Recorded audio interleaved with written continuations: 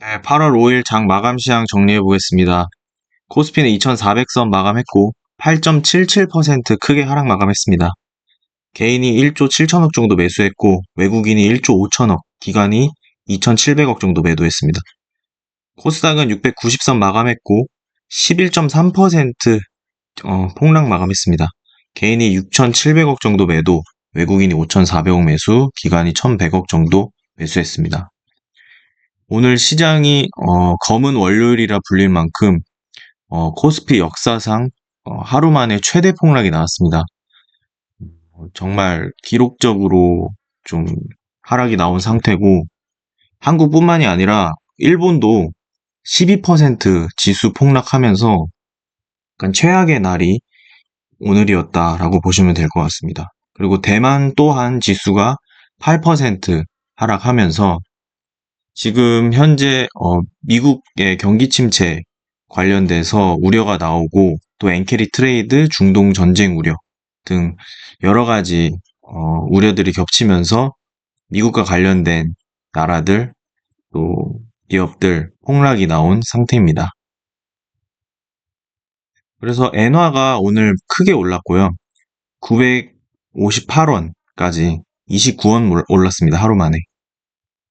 그래서 지금 현재 시황이 그냥 거의 모든 종목이 내렸다라고 보시면 좋을 것 같고, 삼성전자는 10%, 하이닉스도 10%. 그래서 오늘은 거의 오른 종목이 없다라고 정리를 하면 될 것 같습니다.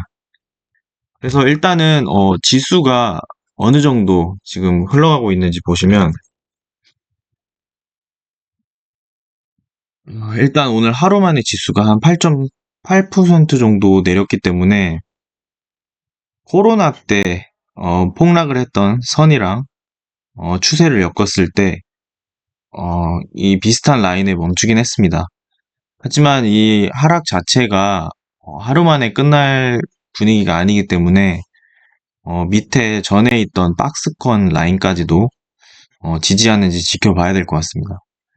그래서 지수가 이 정도로 내린다면 좀 전체적인 주식 시장이 크게 계속 혼란이 올 것 같고요. 그래서 오늘 많이 내렸던 SK 하이닉스도 보시면 어, 그냥 이동 평균선이나 지지선 다 깨고 내려갔습니다.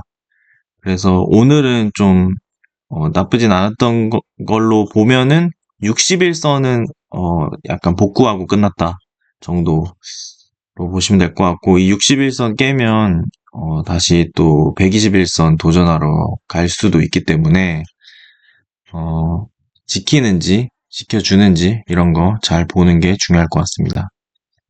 어쨌든 시장의 중심이 엔비디아인데, 엔비디아 차트 보시면 일단 96불에서 85불 사이에 멈춰주는지 확인을 좀 해야 될 것 같습니다. 근데 지금 시간 외로 보시면 9% 정도 빠져서 지금 97불 정도로 시작할 예정인데, 그렇다면은 아직까진 96불은 지켜주고 있네요. 그래서 엔비디아 같은 경우도 이 지지선을 잘 지지하는지, 또 이 박스권 안에 있는 밑에 지지선까지도 지켜주는지를 잘 봐야 될 것 같고, 이거 깨지면 또 크게 더 내려갈 가능성이 있습니다. 그래서 현재 시장 정리해보면 어, 일단 오늘 블랙 먼데이로 코스피 역대 최대 낙폭 기록했고, 11시에 지수가 5% 이상 내려가면서 매도 사이드카가 발동했습니다. 그리고 오후 1시 56분엔 지수가 8% 이상 하락하면서 서킷 브레이커까지 발동한 상황입니다. 코스피, 코스닥 동반으로 이렇게 하락을 했고요. 어, 하루로 봤을 때 정말 역대 최대 낙폭을 기록할 정도로 공포 심리가 극에 달했다라고 보시면 될 것 같습니다. 그리고 공포 지수인 빅스 지수 또한 한 45% 정도 나올 정도로 오늘 정말 변동성이 매우 심한 장이었다라고 볼 수 있겠습니다. 아무래도 이번 하락의 이유는 뭐 빅테크 조정, 경기 침체 우려, 엔캐리 트레이드 청산 본격화, 뭐 중동 전쟁, 뭐 복합적인 요인들이 좀 겹쳤다. 그래서 역대 최대 낙폭이 기록할 정도로 좀 하락이 컸다라고 보시면 될 것 같고, 또 니케이, 코스피, 대만 모두 한국만 내린 것이 아니라 일본이 가장 크게 내렸습니다. 12% 내렸고, 코스피 9%, 대만 8% 정도로 그냥 아시아 증시 그냥 오늘 악몽이었다라고 보시면 될 것 같고, 엔캐리 트레이드 청산에 대한 압박도 아주 컸다고 보시면 될 것 같습니다. 코스피는 외국인이 정말 많이 팔았습니다. 그래서 외인이 주도한 매도세다. 그리고 개인은 오히려 매수하는 모습 오늘 나온 상황입니다. 그리고 엔화가 3% 넘게 급등했고요. 금융시장을 흔든 가장 큰 원인 중 하나라고 보입니다. 그래서 엔캐리 트레이드가 청산이 한국에만 일어난 게 아니라 전 세계적으로 일어나면서 멕시코나 호주 등은 통화 가치가 엄청나게 급락했다고 합니다. 그리고 엔화는 3.3%까지 상승폭 키우면서 마감했습니다. 그래서 오늘은 외국인이 이틀 연속 현선물 매도 폭탄을 냈고 장중 현물 1조 5천억 순매도를 했습니다. 그래서 혼란이 매우 불가피하다. 하지만 뭐 단기적일 것이라는 이야기도 있고 좀 중장기적일 것이라는 이야기가 있는데 그거는 이따가 한번 지켜보도록 하겠습니다. 그래서 일단 시장을 이끄는 종목인 엔비디아에 대한 우려도 좀 많이 나오고 있는 상황입니다.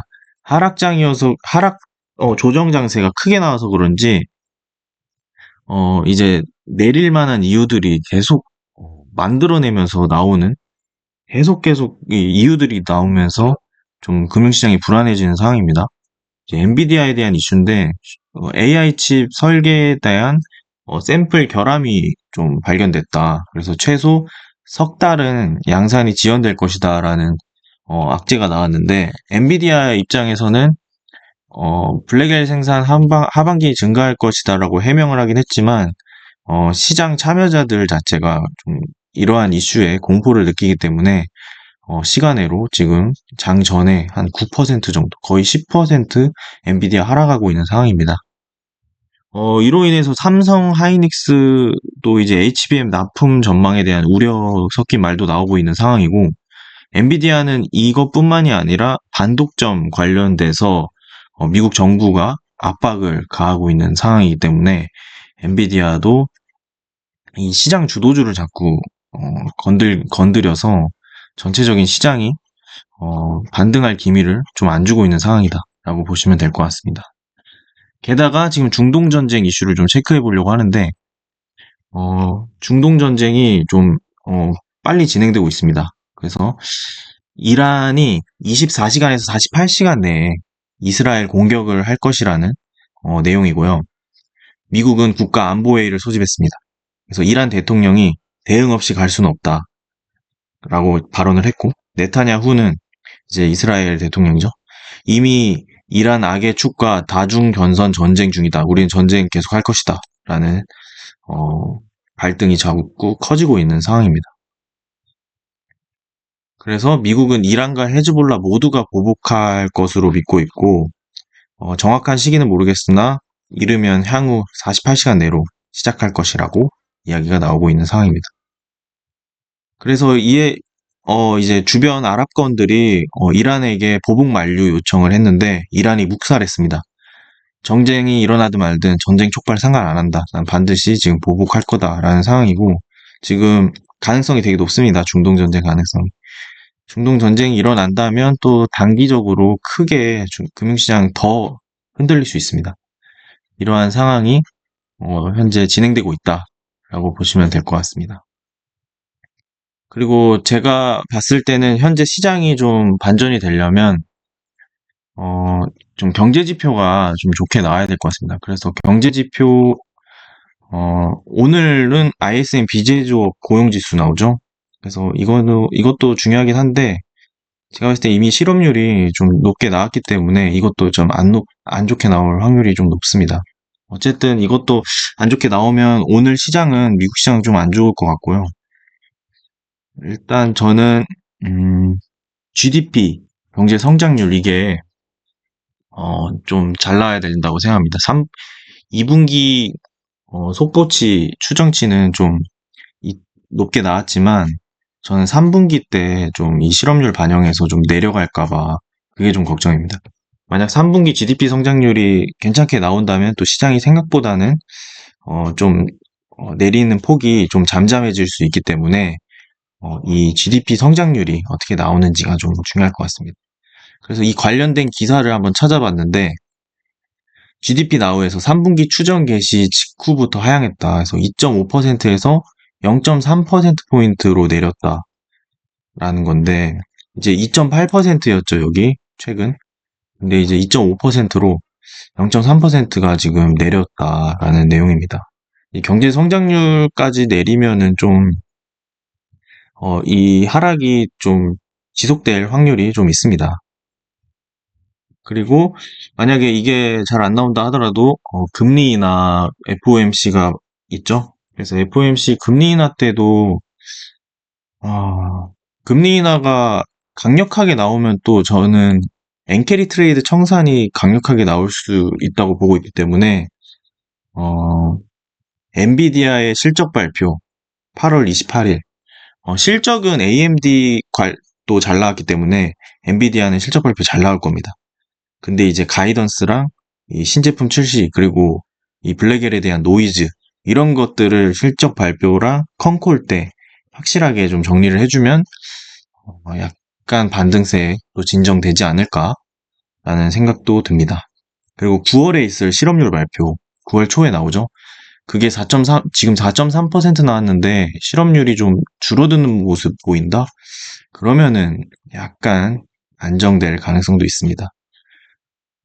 그래서 일단은 지금 그냥 바로 앞에 앞둔 게 이 중동전쟁이죠. 중동전쟁이 터지는 걸 앞두고 있기 때문에 금융시장은 불확실성을 앞두고 있으면 더욱더 하락하는 게 있습니다. 그래서 아예 이게 빨리 그 터지면 안 좋겠지만 이게 빨리 해소가 된다면 일단 악재 하나가 해소되기 때문에 이걸로 인해서 좀 내리고 나서 또 엔캐리 트레이드 그리고 GDP 성장률, 실업률 체크해 보도록 하겠습니다. 그리고 엔비디아도 실적 발표 중요해 보입니다. 그래서 일단은 저번 주 금요일 뉴욕 증시 한번 정리하고 마무리해 보도록 하겠습니다. 뉴욕 증시 저번 주 나스닥이 고점 대비 최근으로 쳤을 때 10% 이상 급락하면서 조정 장세에 들어갔습니다. 20% 이상 급락하면 하락 장세 시작입니다. 이날 실업률 4.3% 나왔고 미국 경제에 대한 경기 침체 위기에 직면했다는 이야기, 샤메 법칙 이런 거 얘기 나오면서 크게 하락했습니다. 이날 실업률의 영향도 있지만 기업들의 실적 발표 또한 안 좋게 나오면서 아마존 9% 하락, 인텔 26% 폭락하면서 시장의 하락을 기업의 실적 또한 이끌었던 것으로 보입니다. 그럼에도 불구하고 기관들은 빅테크들의 목표 주가를 상향했기도 합니다. 그래서 현재 복합적으로 시장이 하락하고 있는데 일단 미국의 2분기 GDP 경제 성장률 확정치 발표 그리고 FOMC 그리고 엔비디아 실적 9월 실업률 발표 이 네 가지 좀 잘 지켜봐야 될 것으로 보입니다. 미국과 연관이 깊은 이제 아시아 증시 오늘 폭락 나왔기 때문에 미국장도 오늘 분위기 좀 안 좋을 가능성이 높습니다. 앞으로 있을 경제 지표들 좀 체크하면서 반등 언제 나올지 좀 체크해 보도록 하겠습니다. 이상입니다.